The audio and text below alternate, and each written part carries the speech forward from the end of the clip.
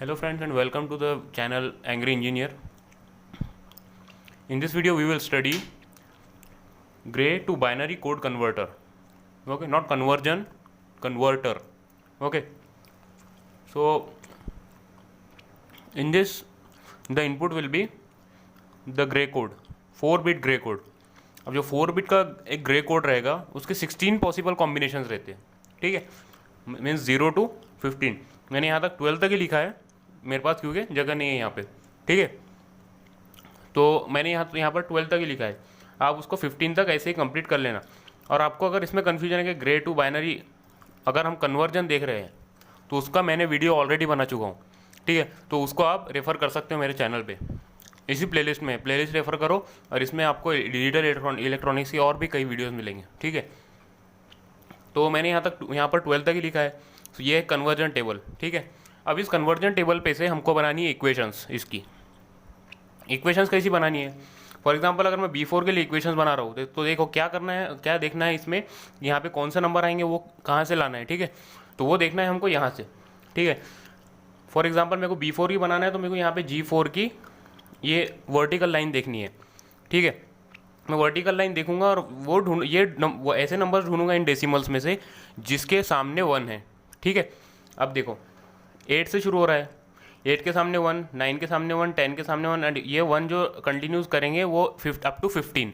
ठीक है, तो मैंने यहाँ पर लिख दिया देखो 8, 9, 10, 11, 12, 13, 14, 15. ठीक है, ये हो गई B4 वाली इक्वेशन. अब B3 पर आ जाओ.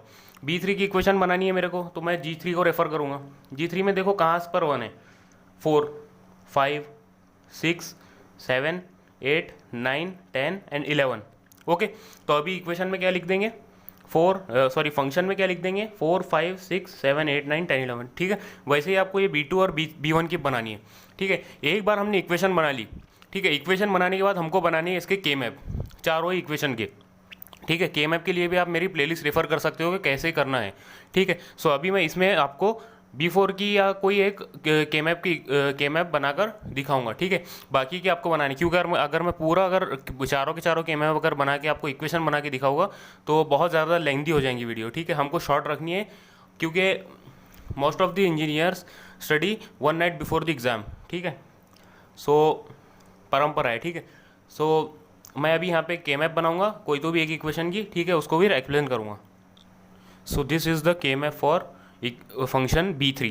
ठीक है, अब देखो इसमें जो वैल्यूज़ है 4, 5, 6, 7, 8, 9, 10, 11. ठीक है, इसमें के मैप में जो ये वो वाले नंबर्स वाले बॉक्सेस है. ठीक है, जो स्क्वायर्स है उसमें वो 1, 1 पुट कर दो. ठीक है, 4, 5, 6, 7, 4, 5, 6 और 7 इसमें मैंने 1, 1 पुट कर दिया. उसके बाद 8, 9, 10, 11. ठीक है, 8, 9, 10, 11 यहाँ पे मैंने 1, 1 पुट कर दिया. ठीक है, इसके बाद हमारी बारी आती है ग्रुपिंग करने की. ठीक है, तो ग्रुपिंग कैसे करनी है, मैक्सिमम से मैक्सिमम हमको लेने हैं, मतलब 2, 4, 8, 16 ऐसे नंबर्स. ठीक है, तो अभी यहाँ पे मेरे को मैक्सिमम कितना दिख रहा है 4 का ग्रुप में बना सकता हूँ. ठीक है, अगर मैं यहाँ पे 2, 2 लूँगा तो उसके बाद मेरे को मिनिमाइज़ करना पड़ेगा इक्वेशन जब आ जाएगी. ठीक है, उसके बाद लेकिन अगर मैं डायरेक्ट 4 का ग्रुप लेता हूँ, ठीक है, तो उसके लिए मेरे को मिनिमाइज़ ज़्यादा नहीं करना पड़ेगा. ठीक है, सो अभी देखो फर्स्ट वाला ग्रुप बनाता हूँ मैं, ये वाला, सेकेंड वाला, ये वाला.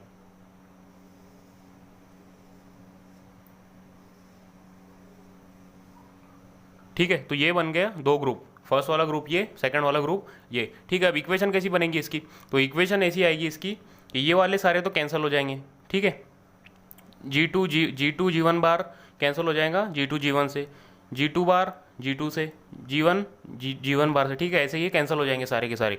और आएगा इधर से वर्टिकल में G4 बार G3.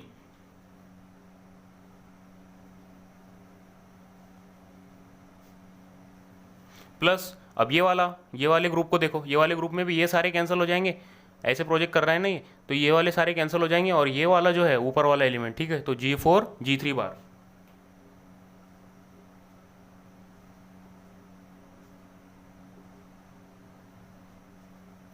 सो ये आ गई इक्वेशन B3 के फंक्शन के लिए. ठीक है, वैसे ही आपको बनानी है B4, B1 और B2 के लिए. B4 के लिए तो एकदम सिंपल है, B4 is equals to G4. ठीक है, ये इक्वेशन आएंगी, आपको बनानी है सिर्फ B1 और B2 के लिए. ठीक है, सो मैं यहाँ पे लिख देता हूँ कि कौन सी इक्वेशंस क्या आएंगी, उसके बाद आप एक बार उसको चेक करना श्योरिटी के लिए. ठीक है, उसके बाद के मैप तो मैं ज़्यादा कर नहीं सकता हूँ, ज़्यादा बना नहीं सकता क्योंकि बहुत लेंथी हो जाएगा वीडियो. ठीक है। तो उसके बाद मैं के मैं इसकी इक्वेशन लिख देता हूँ सारी, उसके बाद अपन इम्प्लीमेंट करेंगे इसका लॉजिक डायग्राम। एक और बात, जो ये इक्वेशन है हम इसको XOR के फॉर्म में कैसे लिख सकते हैं, ठीक है। XOR के फॉर्म में इसको हम लिख सकते हैं G3 XOR G4, ठीक है। वो प्रॉपर्टीज़ आप वीडियोज़ में देख लेना, दूसरे वीडियो में कोई, ठीक है, वो XOR में कैसे लिखते हैं, ठीक है। मैं आपको सिंपली यहाँ पे बता रहा हूँ। तो B3 is equals to G3 plus G4 हो जाएगा, ठीक है। तो ये ऐसे आ जाएगा G3 XOR G4, ठीक है। मैं यहाँ पे अभी इक्वेशंस लिख देता हूँ।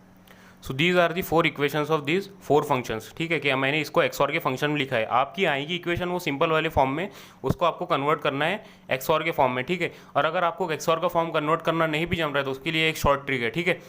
देखो पहले ये सारे के सारे B4 B3 B2 B1 लिख दो, ठीक है। उसके बाद इज इक्वल्स टू के मार्क दे दो। उसके बाद लिखो यहाँ पे G4 G4 G4 G4, फिर एक एक इधर एक एक इक्वेशन में एक एक बढ़ाते जाओ, ठीक है। फर्स्ट वाला लिखो G3, सेकंड वाले में G3 के बाद G2 भी बढ़ा दो, फिर फोर्थ वाले इक्वेशन में G2 के बाद G1 भी बढ़ा दो, ठीक है। ऐसे एक एक इंक्रीमेंट करके ऐसे इक्वेशंस बना लो, ठीक है। ये है इसकी शॉर्ट ट्रिक, मतलब याद करने के लिए ट्रिक, अगर आपको XOR नहीं जमता, ठीक है। उसके बाद मैं यहाँ पे अभी आपको बताऊँगा कि लॉजिक डायग्राम कैसे इंप्लीमेंट करना है।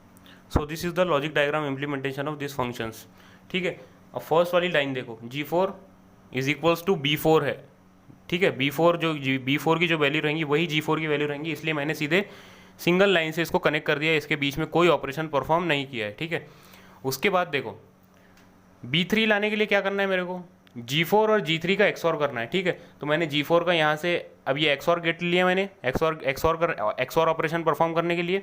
और उसके बाद G4 का यहाँ से ये टर्मिनल से यहाँ पे एक इनपुट लिया और एक G3 का दिया, ठीक है। सो ये हो गया, इसका अब आउटपुट क्या आएगा, G4 XOR G3, ठीक है।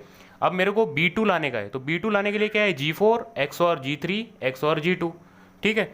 तो अब क्या है, जो B3 है, B3 की क्या वैल्यू है, G4 XOR G3, ठीक है। तो ये दोनों तो मेरे को यहीं से मिल जाएंगे, ठीक है। मेरे को सिर्फ क्या है, इनपुट एक इसमें इंक्रीमेंट करना है G2, ठीक है। तो मैंने यहाँ से लिया एक इनपुट इसका, तो ये हो गया, ये वाला इनपुट हो गया G4 XOR G3, और ये जो नीचे वाला इनपुट है उसमें मैंने एक इंक्रीमेंट कर दिया G2, ठीक है। Understand, hope you understand.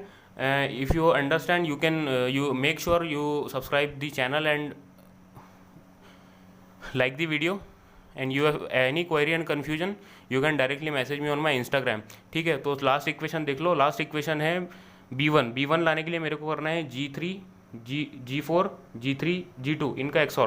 तो ये जो तीनों हैं, ये तीनों मेरे को मिलेंगे यहाँ से, मतलब यहाँ से, ठीक है। और मेरे को इंक्रीमेंट क्या करना है, G1, ठीक है। G1 को इंक्रीमेंट करने के लिए मैंने यहाँ से एक अलग से टर्मिनल दे दिया इस XOR गेट पे, और जो ऊपर वाला टर्मिनल है वहाँ जो मतलब ये वाले तीनों हैं मेरे को तो ऑलरेडी यहाँ से मिल रहे हैं, ठीक है। तो अलग अलग टर्मिनल दे के क्या इनपुट दे के क्या फ़ायदा, तो यहीं से मैंने इसको इनपुट ले लिया। So this was all about grey to binary code converter, ठीक है। इसके बाद मैं एक और वीडियो बनाऊंगा binary to grey code converter, make sure you also watch that video, ठीक है। So hope you understand, good bye.